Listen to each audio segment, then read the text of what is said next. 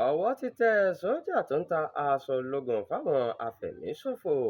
Iléeṣẹ́ ọmọ ológun orílẹ̀-èdè Nàìjíríà ti fìdí rẹ̀ múlẹ̀ pé àwọn ti mú ọmọ iléeṣẹ́ náà kan tí orúkọ rẹ̀ ń jẹ́ Private Mohammed Yusuf tí wọ́n kéde gẹ́gẹ́ bí ẹni tí wọ́n ń wá nítorí ẹ̀sùn pé ó ń pèsè àwọn ohun èlò ogun fáwọn agbésùnmọ̀mí àti àwọn ọ̀daràn mìíràn.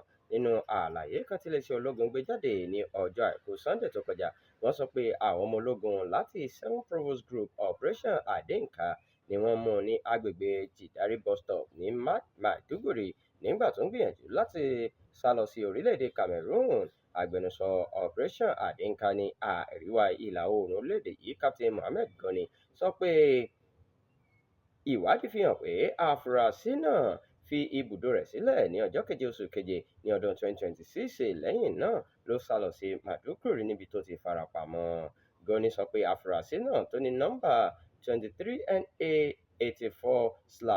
23NA84/1939 láti Nigeria Army Ordnance Kit Factory, Lagos, ni wọ́n mú ní nǹkan bíi aago 6 ààbọ̀ ìrọ̀lẹ́ ní ọjọ́ kẹẹ̀ẹ́dọ́gbọ̀n oṣù keje ọdún 2026 lẹ́yìn ìtanilólobó tí wọ́n rí gbà. Gẹ́gẹ́ bó ṣe wí, ọmọ ogun Nàìjíríà ti kéde àfúrásì náà gẹ́gẹ́ bí ẹni tí wọ́n ń wá láti ọjọ́ kẹtàlélógún oṣù keje ọdún 2026 lórí ẹ̀sùn kan náà. Wọ́n mú ní Jidari bus stop, Maiduguri, nígbà tó ń gbìyànjú láti sálọ sí orílẹ̀-èdè Cameroon.